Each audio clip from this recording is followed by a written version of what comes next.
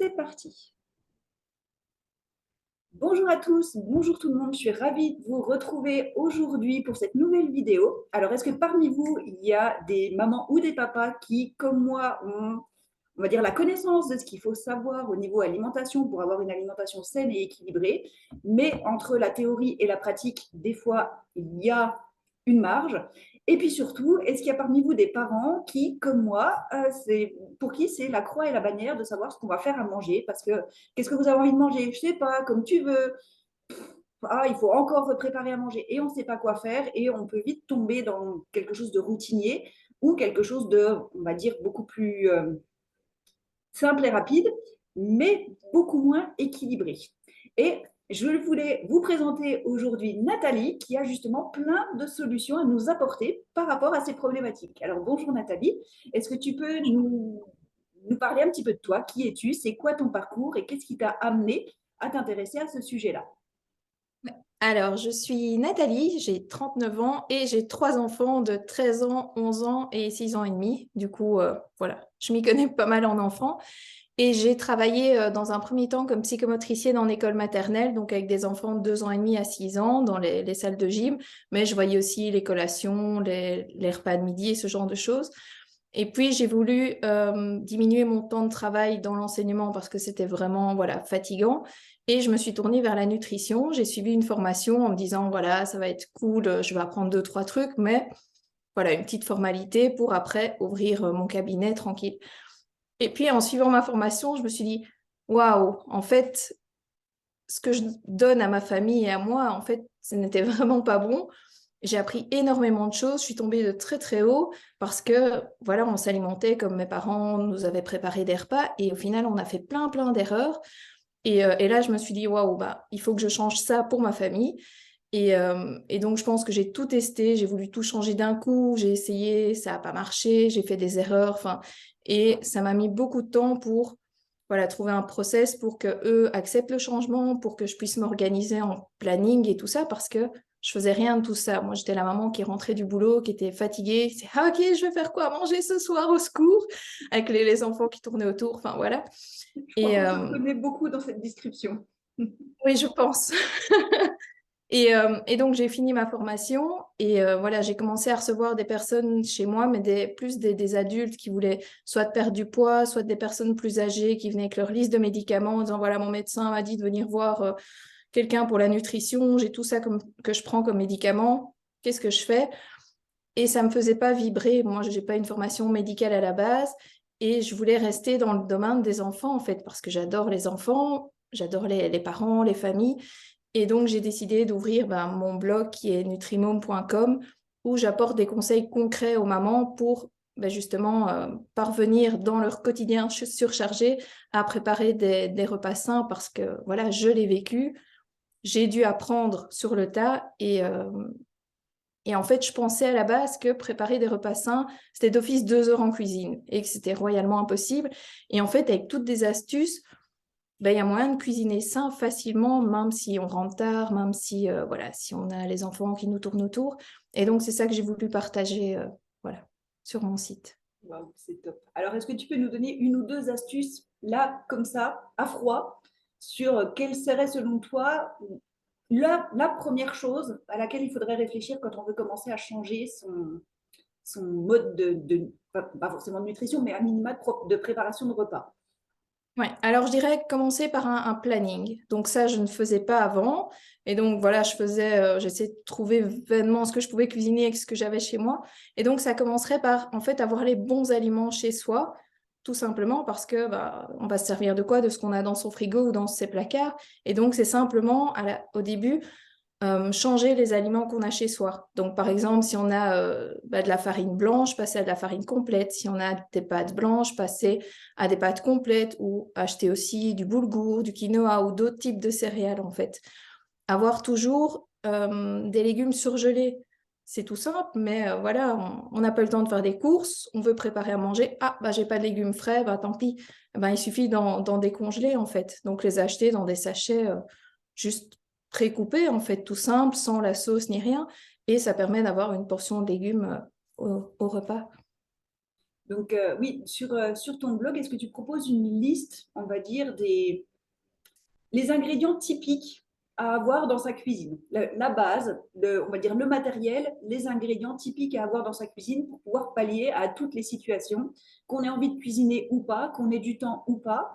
Voilà. Comment il se présente ton blog?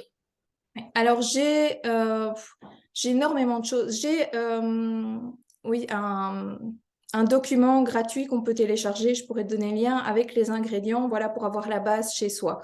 Donc, ça, n'y a pas de souci. Au niveau des, euh, des ustensiles, moi, je suis pour la facilité parce que je sais qu'on vend plein de trucs et donc on se dit, ouais, je vais acheter tel ustensile, tel truc, ça ira beaucoup mieux. Mais si on n'est pas un minimum organisé ou si on n'a pas un minimum les bons aliments, ben, en fait, on peut avoir les super ustensiles que ça ne changera pas le quotidien, en fait.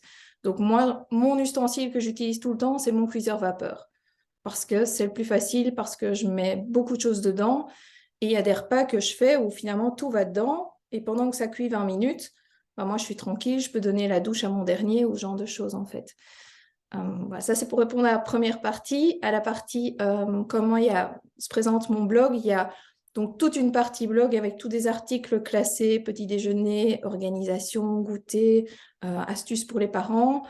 Il y a il y a toute une partie avec mes formations, mes livres aussi que j'ai créés, soit toute seule, soit avec une autre maman voilà, qui a aussi 2 enfants. Donc, voilà, allez jeter un coup d'œil. Et je reviens sur cette idée de planning. Comment comment tu l'organises, toi, justement, ce planning-là? Alors, j'ai des recettes que je fais, on va dire, régulièrement. Et donc, quand je crée mon planning, je ne mets pas, par exemple, toutes des nouvelles recettes dans la semaine. Parce que c'est l'erreur qu'on peut faire en se disant, c'est bon, maintenant, je suis motivée. Alors, hop, je regarde dans les livres sur Internet, je vais faire ça, ça, ça. Et finalement, bah, pendant la semaine, on ne va pas le faire parce qu'on est claqué. Et donc, ça va être maximum 1 ou 2 nouvelles recettes sur la semaine. Et puis, le reste, ça va être, tiens, voilà, ben, une fois des légumes avec de la viande blanche, une fois, il y aura du poisson. Je laisse toujours un jour de libre parce que je sais que j'aurai des restes voilà, de repas où je n'aurai pas envie de cuisiner, on va commander ce genre de choses. Et le vendredi soir, chez nous, c'est apéro-dînatoire. Donc, c'est le soir où on choisit un film en famille et voilà, on prépare ensemble toutes des petites choses séparées. Et je suppose que quand tu dis apéro-dînatoire, c'est pas forcément chips et autre chose de ce genre-là. Ça va être quelque chose de beaucoup plus sain et équilibré aussi que ce qu'on pourrait entendre par apéro classique. Voilà, j'ai un article de blog sur l'apéro-dînatoire où j'ai quelques idées, mais à côté de ça, il y a de tout. Donc, il va y avoir voilà, des fruits, des légumes, mais il peut aussi y avoir des petits, soit une pizza, soit des petites choses asiatiques, soit parfois il y a un peu de chips aussi. Donc, il y a vraiment plein de choses voilà, sur la table et chacun se sert en regardant la J'ai télé. envie. Voilà. C'est quelque chose qu'on fait assez régulièrement. Alors, c'est moins équilibré chez nous. On fait hamburger film. Voilà. C'est Même si bien. c'est moi qui l'ai fait, voilà, j'essaie quand même de le faire de manière un petit peu plus équilibrée avec de la salade, des légumes, etc. C'est un peu moins équilibré, mais c'est vrai que c'est un moment qu'on apprécie beaucoup avec les enfants de pouvoir lâcher on va dire, le rythme du quotidien et puis lâcher les règles habituelles et on mange sur la table basse et on mange devant un film et voilà, ça crée vraiment un moment cocon qui est quand même super agréable. Donc, pour ceux qui ont l'opportunité, essayez. Si vous ne l'avez pas encore fait, c'est quand même assez intéressant. Ouais. Et donc, au niveau C'est- planning, tu planifies midi, enfin matin, midi et soir, juste le soir. Comment tu organises? C'est vraiment quelque chose qui m'interpelle parce Mhm. que il y a un côté, je vais le dire de cette manière-là, moi j'ai un côté réfractaire au planning pour l'alimentation parce qu'il y a le planning pour l'école des enfants, le planning pour les activités des enfants, mon planning de boulot, donc tout est imbriqué. Et je me dis, si je dois en plus encore refaire un planning pour la nourriture, voilà quoi. Donc, comment tu arrives à rendre ça attractif, ludique et que ça soit pas juste un truc en plus sur ta to-do pour, bah ouais, pour vraiment, enfin, comment tu as vu vraiment l'impact que ça a eu d'organiser ce planning-là? Est-ce que tu as eu facile à le mettre en place? Est-ce que ça t'a pris du temps? Tu sais, comme une nouvelle habitude, on dit qu'il faut quand même 3 semaines, un mois avant de réussir à en faire quelque chose de plus sympa. Voilà, comment ça s'est passé pour toi? En fait, donc au début, j'en faisais pas. Et puis, j'ai appris que c'était mieux d'en faire un. Donc, j'ai essayé d'en faire un, même si j'y croyais pas trop, en me disant, ouais, c'est bon, de toute façon, je gère. Et puis, voilà, j'ai un peu lâché. Et puis, à un moment, euh, ben, j'ai continué à le faire et je me suis rendu compte que, en fait, bah, même s'il y a le côté de, ah, bah là, je dois faire un planning, eh ben, le reste de la semaine, c'est beaucoup plus léger de se dire, ah, bah, je dois pas commencer à 5 heures à me dire, bon, qu'est-ce qu'on va manger ce soir? Ok, je le sais et je le sais même la veille. Donc, par exemple, je pourrais même, la veille, si j'ai le temps en cuisinant, bah, cuisiner une partie du repas du lendemain que j'aurais juste à réchauffer. Et donc, voilà, ça, c'est des petites questions d'habitude. Soit je peux le faire toute seule, soit je peux le faire, voilà, par exemple, quand il y a les enfants et mon homme à table. Par exemple, le dimanche matin, je ne sais pas si on déjeune, tiens, bah voilà, qu'est-ce qu'on va manger pendant la semaine pour voir les idées qu'ils ont. Euh, S'ils donnent des idées pas très équilibrées, alors je dis, OK, pour ça, mais on va rajouter quels légumes à ce plat-là, voilà, pour essayer voilà, de vraiment trouver un compromis entre bah, aussi leur faire plaisir, mais tout en ce que ça soit quand même équilibré. Par exemple, si ce que je faisais avant, c'était voilà, des pâtes avec de la sauce bolognaise et du fromage, bah maintenant, je fais toujours la même chose, mais je rajoute toujours des légumes dans ma sauce. Donc, c'est pas faire un planning et commencer à faire des plats super compliqués, c'est rajouter des petits ingrédients dans les recettes qu'on fait déjà de base, en fait. Concernant les plannings, je n'en fais pas pour le petit déjeuner parce que on arrive à varier et voilà, pour moi, c'est assez facile de varier sans faire de planning pour le petit déjeuner. Le midi, avant, mes deux plus jeunes prenaient des lunchbox, enfin mes trois prenaient des lunchbox à l'école et puis les deux plus petits ont décidé de passer au repas de l'école. Donc j'ai ça en moins et c'est vrai qu'avant, ça me demandait plus une planification, mais alors je jouais beaucoup sur euh, si on mangeait un repas chaud le soir, je mettais les restes en fait dans leur lunchbox, soit du lendemain, soit 2 jours après pour un petit peu de variété en fait. Donc je ne créais pas des tout nouveaux repas pour le midi. Et si par exemple je n'avais rien, ou si je savais qu'on allait manger chaud le lendemain soir, alors je leur mettais du pain avec des fruits et ce genre de choses, quoi. Donc plus une boîte froide. Maintenant, donc eux, ils sont à la cantine. Ma grande, elle est en secondaire, donc elle va avoir 14 ans, donc elle se gère, elle trouve toujours de quoi faire sa boîte. Et mon compagnon et moi, on mange beaucoup les restes, en fait, de la veille. Ou alors, comme je cuisine pas mal en grande quantité, ça c'est une astuce, ça, voilà, dont je me passerai plus. Mais en fait, je congèle toujours une partie. Donc, soit ça va être juste une partie. Par exemple, si j'ai cuit beaucoup de lentilles ou beaucoup de riz et qu'il m'en reste, je vais congeler ça dans un bocal en verre. Si c'est tout un repas, par exemple un reste de pâtes, je congèle ça. Et donc à midi, on va dire une demi-heure avant de se dire on va manger, bah, au cuiseur vapeur, hop, je dégèle le bocal en verre en fait. Ah ouais, c'est vraiment une super idée. Et juste pour revenir, l'explication sur les lunchbox de tes enfants, ce qu'on n'a pas précisé, c'est que tu es en Belgique. Donc effectivement, le système, on va dire le système de restauration scolaire est un petit peu différent du nôtre en France. Et c'est vrai qu'en t'entendant parler, je me suis dit, ah mince, on n'avait pas précisé effectivement que ça fonctionnait comme ça chez toi. Ouais, chez nous, on a vraiment le choix de soit on apporte nos lunchbox, soit ils prennent leur repas de l'école et selon les écoles, on peut changer d'un mois à l'autre aussi. Voilà, c'est assez libre à ce niveau-là. Et ce que j'ai remarqué quand je travaillais dans l'enseignement et même avec les copains, copines de mes enfants, c'est qu'en Belgique, il y a très peu d'enfants qui viennent avec, comme les miens, leur lunchbox chaude en fait à l'école et c'est souvent des tartines en fait. Par rapport au Canada, par exemple, où là, je pense qu'ils prennent beaucoup plus de repas chauds avec dans des lunchbox. C'est vrai que oui, c'est pas du tout je dirais une habitude ou quelque chose qui est ancré chez nous. Parce que moi, mes enfants, la grande qui a 16 ans a toujours eu la cantine en fait à l'école. Et c'était soit la cantine, soit elle rentrait manger à la maison. Donc en fait, cette option lunchbox n'existe que pour on va dire pour les enfants qui ont des allergies alimentaires ou qui ne peuvent pas prendre le repas de l'école. Je pense que ça doit être possible effectivement qu'ils mangent à la cantine, mais sans le repas de la cantine. je pense que beaucoup de parents comme moi, c'est tellement plus simple de les faire manger leur pas de l'école qu'on ne s'est même pas posé la question de leur présenter ou de leur préparer autre chose, tout simplement. Ouais. Donc là, ça ouvre quand même beaucoup, beaucoup de possibilités. Moi, enfin, c'est vrai que j'aime bien aller farfouiller sur ton blog parce qu'il y a plein d'idées, il y a plein de conseils, il y a plein d'astuces. C'est vraiment du pratico-pratique. Et franchement, allez voir Nutrimome parce que ça vaut vraiment, vraiment le coup d'aller s'y intéresser. Et justement, bah, voilà, si les personnes veulent te contacter, si les personnes veulent en savoir plus, veulent un suivi avec toi, comment ça marche? Alors, je fais pas de suivi en particulier, mais j'ai des formations différentes sur mon site internet. Donc, ça va être soit des formations pour reprendre tout à fait l'alimentation de l'enfant en main, soit il y a la formation pour les lunchbox. Là, maintenant, je suis occupée de créer, elle sortira dans les prochains jours, une formation sur le petit déjeuner, parce que c'est un repas en fait méga important. Mais les parents soit manquent de temps, soit manquent d'idées, soit les enfants veulent pas se passer de leurs céréales.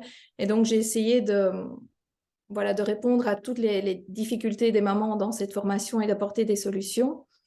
Euh, j'ai un livre sur l'organisation aussi, du coup, euh, voilà, où là, on parle pas mal parce que je l'ai créé en collaboration avec Lucille Baladier, donc l'autre maman avec qui j'avais travaillé quelques fois.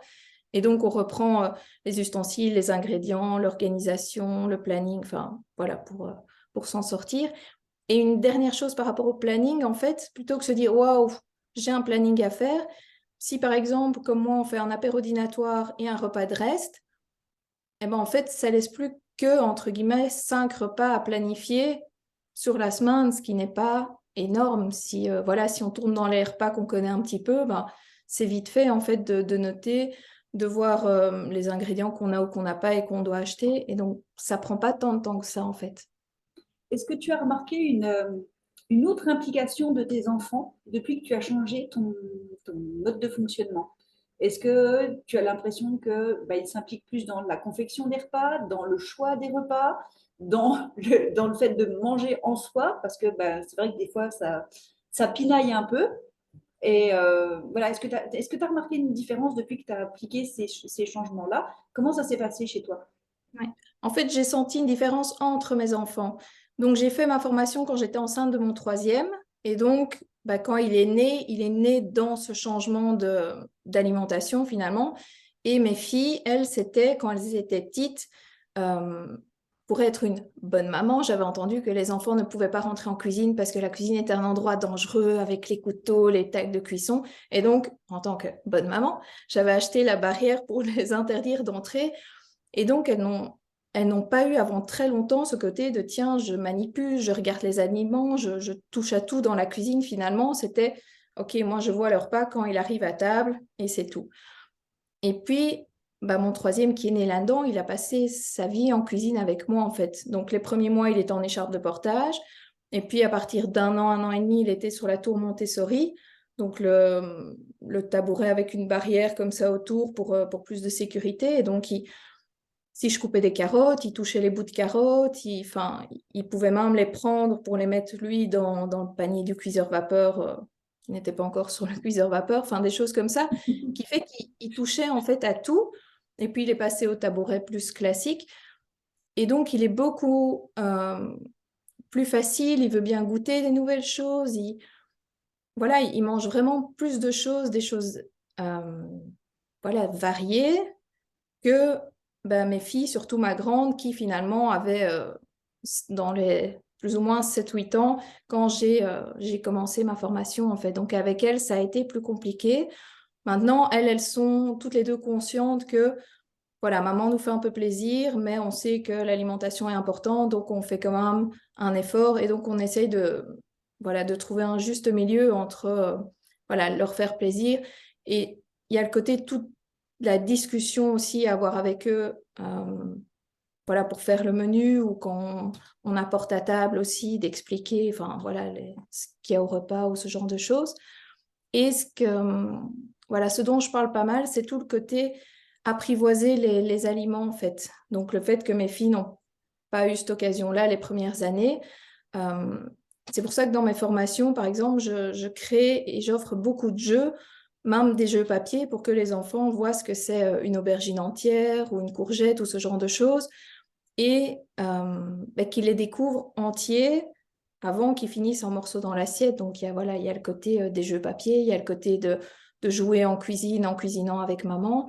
Et j'ai créé avec Lucille aussi, par exemple, un jeu où c'est 15 défis que l'enfant doit réaliser en cuisine. Donc, ça va être, par exemple, utiliser ou faire pousser des herbes aromatiques, mais ça peut être créer une pizza et on doit mettre minimum 3 légumes dessus. Et donc, tout jeu qu'on a créé, c'est créé autour d'une histoire de magicienne et de sorcier, parce qu'il y a le côté fantastique que les enfants aiment bien, où voilà, chaque défi, en le réalisant, tu dois aider la petite sorcière, et quand tu as réalisé les 15 défis, alors tu trouveras l'aliment magique dont elle a besoin. Et donc, c'est vraiment, en fait, le jeu est magnifique pour intégrer les enfants dans le changement. Et j'utilisais dans l'enseignement avant, quand je travaillais comme psychomotricienne, j'utilisais le jeu dans les salles de gym pour leur apprendre les chiffres, les couleurs, les lettres et toutes ces choses-là, plutôt que voilà, simplement être sur le banc d'école à apprendre. C'était chaque fois par le jeu. Et ici, j'ai reproduit ça en fait dans l'alimentation. C'est vraiment, dès qu'on inclut le jeu, les enfants aiment et, euh, et ils seront beaucoup plus contents de manger finalement des aliments qu'ils auront manipulés ou qu'ils auront eux-mêmes cuisinés ou qu'ils connaîtront de par les différents jeux.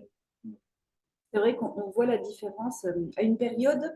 Alors, je ne sais pas si ça existe chez vous. On se faisait livrer des paniers de légumes du maraîcher, voilà, du petit maraîcher. Et c'est vrai que des fois, arrivait le panier et même moi, je me retrouvais avec des légumes dans mon panier en me disant, aïe, c'est quoi ça? Et du coup, si je ne sais même pas ce que c'est, comment je fais pour le cuisiner? Et ça a amené énormément de curiosité finalement parce que ces paniers de légumes, pour moi, ça a été la découverte de justement nouveaux légumes, parce qu'on a tendance à rester quand même un petit peu dans nos sentiers tout tracés dans ce qu'on sait faire, sans forcément aller à l'aventure pour essayer de découvrir de nouveaux aliments. Et ces paniers de légumes ont été une super opportunité pour moi de découvrir de nouveaux légumes, donc de les cuisiner différemment, enfin de les cuisiner tout court, donc d'apprendre à les cuisiner, à mes enfants de les découvrir et du coup de pouvoir varier vraiment le type d'alimentation. Et un truc tout bête, le chou rave. Je ne connaissais pas le chou rave. Et quand on fait un gratin dauphinois à base de chou rave plutôt que de faire à base de pommes de terre, déjà les enfants n'y voient absolument aucune différence en termes de goût. Et en termes de diététique, c'est autre chose. C'est beaucoup plus léger à digérer aussi au passage. Donc, pour nous, après, pour reprendre le travail, quand on a mangé un gratin dauphinois de chou rave, c'est quand même beaucoup plus agréable. On a moins le coup de barre après repas. Donc voilà, c'est toutes des petites choses en fait où on peut faire. J'ai découvert comment on pouvait remplacer finalement des féculents, comme on pouvait, oui, j'allais dire cacher des légumes, mais en mettre un petit peu partout à droite à gauche, dans des endroits, comme tu disais, dans une bolognaise, l'enrichir avec des légumes. La quiche aux légumes est aussi une astuce magistrale pour faire manger des légumes aux enfants.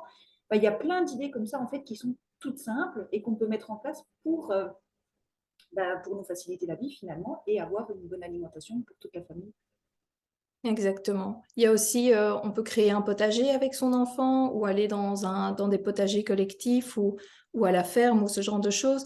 Près de chez moi, il y a quelques années, il y avait une ferme et on pouvait soi-même cueillir les légumes ou les fruits qu'on voulait manger et on les payait voilà, à la sortie. Et donc, c'est génial pour les enfants de cueillir eux-mêmes voilà, les légumes finalement qu'on cuisinera pendant la semaine. Outre le côté en plus apprentissage, parce que effectivement, même quand on a le légume dans le panier, on ne sait pas forcément comment il a poussé. Donc, c'est un super apprentissage aussi de voir le légume dans son, j'allais dire, dans son environnement naturel. C'est ça. Mais oui, ne serait-ce que voilà, de savoir comment ça pousse, si ça pousse dans la terre, sur un arbre, sur un buisson, si c'est, enfin, et c'est intéressant pour tout le monde. Et en plus, ça crée de la discussion, ça crée de la communication avec les enfants, ça crée de l'intérêt. Et j'ai l'impression que ça crée aussi cette dynamique finalement de préparer le repas ensemble et où je vais aller un petit peu plus loin parce que moi je prône l'autonomisation des gens, que ce soit en santé, que ce soit en alimentation, enfin, dans tous les domaines. Et forcément, quand on cuisine avec nos enfants, ils apprennent à faire depuis très tôt. Donc s'ils apprennent à faire, ça veut dire qu'au fur et à mesure, en fonction de leur âge, on peut leur laisser de plus en plus faire des choses tout seuls dans la préparation pour nous aider jusqu'à aller dans la préparation intégrale du repas. Et quand on a des enfants qui ont 12, 13, 14, 15 ans et qui savent déjà préparer un repas équilibré intégralement tout seul, bon, nous, ça nous soulage parce que ça veut dire qu'une fois de temps en temps, c'est eux qui le préparent et pas nous. Déjà, ça aussi pour le planning, c'est sympa. Et en plus, on sait que quoi qu'il se passe, ils savent gérer. Et je trouve ça juste incroyable, en fait. Des fois, on se prive de les... Ben, voilà, comme tu le disais, la cuisine étant un endroit voilà, interdit aux enfants, on se prive finalement de partager ces moments-là avec les enfants, alors que ça peut être une richesse pour eux comme pour nous, et une simplification aussi pour eux comme pour nous. Ouais. Ouais. Et puis les emmener en cuisine, ça permet aussi, mon fils est très maman, je veux jouer avec toi, je joue pas trop tout seul. Et donc, j'avais pas vraiment le temps de et jouer avec lui, avec ses jeux, et puis de cuisiner en semaine. Et donc, du coup, de l'emmener en cuisine, ça permet qu'il soit avec moi, on passe un moment ensemble, il est content, et j'ai le temps de préparer le repas finalement. Et donc, on en sort tous les deux gagnants de, voilà, de ce type d'organisation. Et le fait de les emmener en cuisine, même si au début, on pourrait se dire, ouais, c'est compliqué, je dois être derrière lui, je dois l'aider, il ne sait pas faire ça. Si on le fait chaque fois au moment où on a un peu de temps, par exemple le week-end ou pendant les vacances, les enfants vont s'améliorer. Et donc, comme tu dis après, tu gagnes du temps parce que les enfants peuvent t'aider parce qu'ils seront capables de le faire. Mais oui, il faut avoir la patience de passer par la phase d'apprentissage. C'est perdre du temps pour en gagner. C'est ça. Puis c'est l'expression, alors j'arrive jamais à la ressortir correctement, mais c'est donne-moi un poisson, tu me nourriras un jour, apprends-moi à pêcher, tu me nourriras tous les jours. Et pour refaire un parallèle avec le métier de soignant, parce que moi j'ai été soignante pendant des années, je me dis au final que si on ne m'avait jamais appris à faire mon métier de soignante, j'aurais jamais pu accompagner les autres mamans derrière. J'ai eu besoin de ce temps d'apprentissage. Donc c'est pareil pour nos enfants. Il a fallu que des sages-femmes viennent et la patience de me montrer les actes, de me montrer les gestes pour que je me perfectionne. Et de la même manière, si nous on transmet ça derrière, ça permet à d'autres de se perfectionner aussi et du coup d'apprendre et de devenir, j'allais dire professionnel, c'est pas le terme non plus, mais pas quand on parle pour nos enfants, mais voilà, d'être suffisamment à l'aise pour être en sécurité et en sérénité. Oui.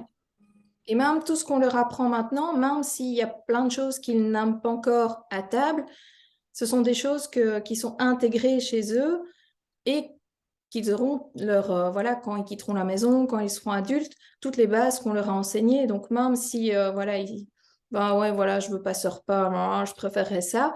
Ok, mais dans un coin de leur tête, le jour où ils seront prêts voilà, à se dire, ok, je prends vraiment soin de mon corps parce que je sais les bienfaits que ça a, ils auront les bonnes bases finalement. Un petit mot de la fin pour terminer?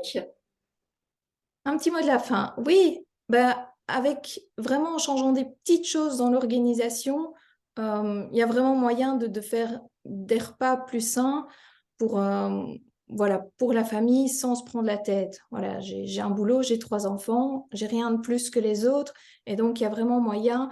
Le tout est de ne pas se dire d'un coup, OK, je change tout, mais de se dire, voilà, je change une chose et puis une autre. Et en fait, en avançant comme ça, tranquillou, si à un moment on se dit, OK, il y a 6 mois, ouais, il y a 6 mois, j'étais nulle part, mais là, waouh, j'ai fait un bond de géant juste en avançant à son rythme et en prenant soin de soi. Et un dernier petit mot aussi, c'est, voilà, ce que j'ai appris en fait dans ma formation que j'imaginais pas du tout, c'est que on dit, voilà, l'alimentation, c'est bien par rapport au poids, il faut pas que les enfants grossissent, ces genres de choses. Mais il y a tout le côté invisible qu'on ne voit pas sur la santé des enfants, en fait. Et donc, l'alimentation est vraiment importante pour leur santé physique, qu'on voit et qu'on ne voit pas, pour leur concentration, leur bien-être mental. Et donc, il y a beaucoup plus d'impact que ce qu'on pourrait, en fait, savoir ou imaginer parce que personne n'en parle. Et c'est même au niveau que, en fait, comme ça rentre dans leur gène, ce qu'ils mangent aujourd'hui, leur bonne santé, a un impact sur leurs enfants et leurs petits-enfants, en fait. Et donc, c'est parvenir à leur offrir la meilleure alimentation possible, mais sans non plus s'épuiser, culpabiliser ou se prendre la tête, mais essayer de trouver un juste milieu entre, voilà, j'offre 80% d'alimentation saine, 20% de plaisir, j'essaye de faire au mieux et je leur inculque, voilà, des bonnes habitudes, même si pour l'instant, ils râlent devant certains repas, les miens aussi, ils râlent devant certains légumes, certains repas. Et c'est normal, mais je sais que voilà, ils l'intègrent et ils sauront quoi en faire plus tard, quoi. Merci pour ce mot et pour ce rappel. C'est vraiment tout le principe de l'épigénétique, si vous en avez Mhm. entendu parler. Moi, c'est un sujet qui me passionne.